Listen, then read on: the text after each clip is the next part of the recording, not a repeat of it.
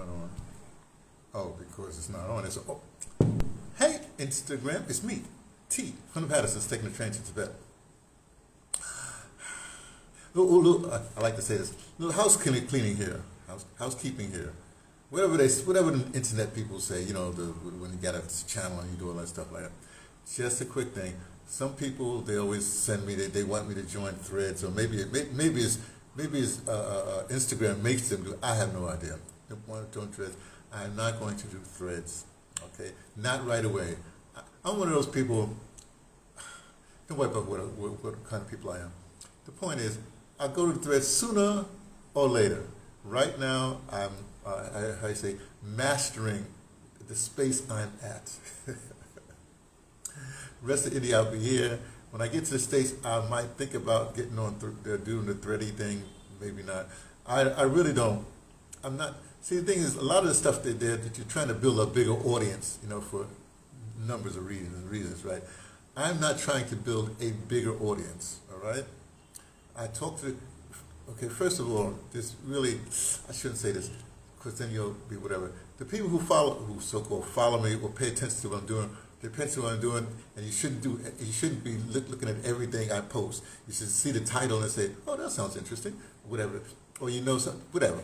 You should do that, right? And the only person that actually is obligated somehow to view everything I post is Mr. Foley. That's my guy in DeBrother, right? Why? Because it's like Mr. Foley is an organizer, right? I'm an organizer. So one organizer, I'm an elder organizer. I'm an advisor to DeBrother Art Society. So he, as the organizer of the DeBrother Society, he's sort of weirdly he's got to pay attention to the senior. I'm the senior. He's got to pay attention to the senior advisor. He's the guidance counselor. He's the organizer, right? I'm the guidance counselor. I'm something like that. Senior advisor. That's right. So he's sort of got to pay attention because he's got to pay attention to everything. The boy spread himself too thin. I got to, but everybody else. Oh, I was just at. Sorry about that. I just at Pangea. There you go. This came from Pangea, falafel, whatever. So that's the housekeeping. Now, this is a Thursday, which means it's audio drama day. Yay, yay, yay, yay, yay. Tomorrow is a week wrap up, if you will. Friday, Saturday evening it's whatever comes to my head. Sundays it's I read from right now I'm doing Tagore because I'm in India. Tagore is a poet, classic, a poet from India. He's long gone, but he's the first person to win the Nobel Prize or whatever the prize was, right? But he didn't like the colonizers, so he didn't accept it. But then it's a long story. Mondays it's a me day. I talk about me, which Tuesdays is a U.S. day. It focuses on U.S. stuff, and Wednesdays is World Day, something like that. But Thursdays it's audio drama. Now the thing about audio drama, let me say this. I'm always asked, well, what's audio drama, right? And the short answer, I just say, oh, it's a theater for the microphone. That's my usual thing, right? And if you go the theater route, like, I really don't, well, Shakespeare says the whole world is a stage, so in other words, everything is drama, everything is a narrative, or whatever it is. So audio drama in that sense it's a narrative, right?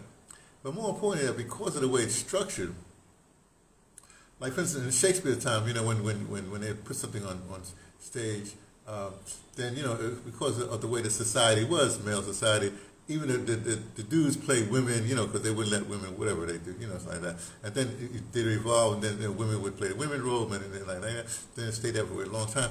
The thing about audio drama, because it's audio, right?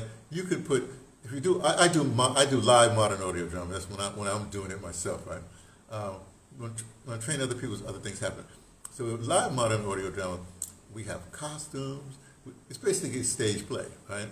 But the only thing we don't do is you don't have to memorize the script, because we usually have to do one performance and you're on what we call on book, because that's part of the convention. But then again, what I would do with my latest alliteration, right, is that the voice actors are in the back of the audience in a thing, and they're on script, and they do whatever the script says. But then you have mime actors on stage, as well as you have costumes, you have sound effects. Of course, sound effects.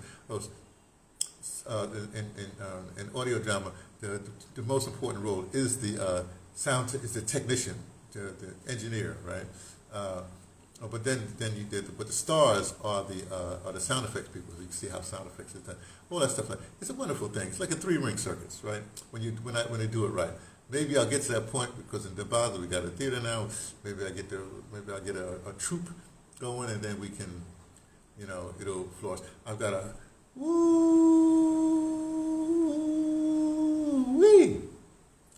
I got an audio drama in my head that is so unbelievable, probably because I've done everything, whatever have you, that it's gonna take a couple of years to produce. Let's put it that way. So I'm working on it now, but I got to get the group number. But anyway, but also you can look at anything as audio drama. Like for instance, in the early '80s, I did a performance one time, and we had Greg Mills was he was a student at School of Visual Arts, and he was doing a painting, right? And I was reading a Henry Dumas poem, and Jan Ford, who was a choreographer and a dancer, she was dancing. She was dancing to the poem as Greg was drawing something in the background. So that's like performance art. See? So it's not quite audio drama, but in a way it's sort of like audio dramas. Before I was doing audio dramas, just early 80s, like 82, 83.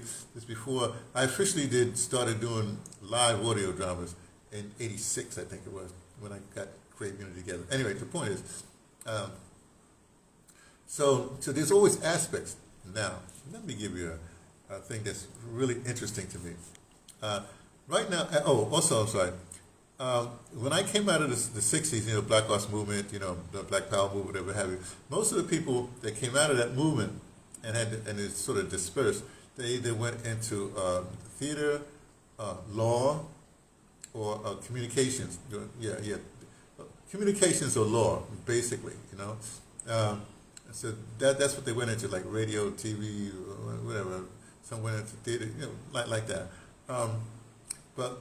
So you have a core sensibility of how do you say it? Imparting messages like that. So this gets my current thing. What's amazing to me, and then the other thing is that you have to understand this is popular art. This is art. Audio drama is art, and what's going to reach the masses? Polemics is not going to reach. Speeches is not going to reach. Somebody pontificating on the radio, talking bad about it. Somebody even in this modern day when somebody will say something, and then a lot of people will hear it, or you have a speech here, speech there. Even in radio, you might have one day of cancer day or whatever, but it's only temporary. So audio drama, the way I envision it, or the way I do it, is I have to start series because you have to. It's like what do you call that? Soap opera. So if you want to talk about, say for instance, diabetes. So you start with juvenile diabetes. So you meet a kid in your audio drama. You have a child, and then this interesting thing, you could have a grown woman playing a child because of the voice. See what I'm saying? So on the radio, you follow this child's life, how they get juvenile diabetes, then they have all the cures, whatever, but they have to go through. So you can stretch that out for years if you want to. So you invested in the life of that person, because that's what soap operas are. Okay, now, but art, even if you have a spectacular audio drama, it can go far. Now, I look at audio drama also as, like I say, performance art, right? Because it's usually just one time, and people get what they get. So when I saw the Super Bowl halftime, I wasn't thinking of it, but what I saw, I don't know, I guess people was following his music and stuff like that. I know nothing about the music. I just saw the production and said, oh, that's an off-Broadway production. That's a performance art. In my brain, it goes, that's my orientation. Not audio drama, but it's performance art, which in fact is sort of weird audio drama. If you look at it, Let me give you an audio drama. I hate to mix the two because you're all going to get upset when I do this. One of the best audio dramas ever created was by R. Kelly when they did the Out of the Closet series, where he's singing all the parts and then the people are acting the parts. You see? That's audio drama. Any commercial here is audio drama. So when Kendrick Lamar is doing his thing, and you have all this other stuff, have all the dance, everything like that, that's basically audio drama to me. And I'm not saying it is. It's performance art, really, more than anything. But then what happens, it gets so picked up, that now you got people all over the world basically doing sections of his performance art. Let's say it's audio drama. Because, you have somebody just mouthing his thing, and then you have dancers, whatever. That's audio drama, you see? Because the words will remain the same, but the action, you'll see something else. And since any culture can do it, you got Vietnamese grandmamas doing it all over the world. So it becomes a viral thing. Now here's the thing. Because of the content, this is what's important. Because of the content, people are teaching about 40 acres and a mule. People are talking about all kinds. What does A minor mean? If you play the keys, you say it's only the white key. All kinds of things. This thing is so layered, and then of course you have your social stuff, like with the original video. I saw one thing where he's sitting in a cell, on a cot, whatever. He's doing push-ups, and then that's reference to the woman that did the Fifth Element. She started as a model at 11 years old, and the abuse that she went through. So all that's being brought up. So it's a catalyst. It becomes a catalyst to deal with all kinds of things in societies, Especially, let me go back to 40 acres and a mule. A lot of people don't know what that means, but they might know about the story of 40 acres and a mule, but they didn't know that, it was reneged on, but now it was reneged on, but the southern people got back their land and got reparations for it. See, all kinds of things happens, right? So in that sense, those people say, I don't watch sports, whatever. Yeah, but it happened in the middle of a sporting event that everybody watched. You see, this whole thing is wrapped together. And the league couldn't stop it. He's right in front of, and just think about it. I'm sorry, I'm sort of weirdly going to stop here. Remember, the whole thing about Colin Kaepernick, Colin Kaepernick was doing what he's doing. He was correct. But what had changed it, is Donald Trump got involved and brought in, you're disrespecting the flag. And because the NFL had all the military, planes and everything like that, whatever, this whole like that, then that sideline, and then plus he's a rich guy, he's talking to the other billionaires that own the team, said, you got to blackball this guy, so we don't want this protesting during the flag, which he was, see, that's what he said. But think about this. Here comes, years later,